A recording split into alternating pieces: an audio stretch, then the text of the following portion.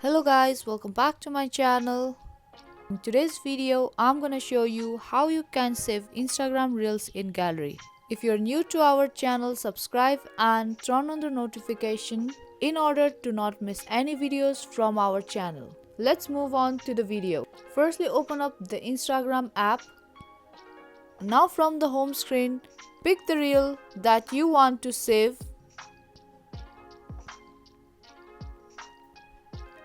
Once you pick the reel, tap on the share icon. Now tap on the first option, add reel to your story.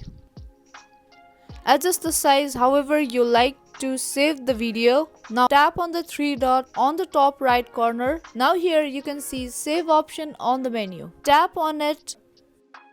Here you can see your video has been saved. Now head over to the gallery and check if the video has been saved or not. Now here you can see my video has been saved to my gallery. And just like that, you can save Instagram Reels in the gallery. That's gonna be all for this video and I will see you in the next one.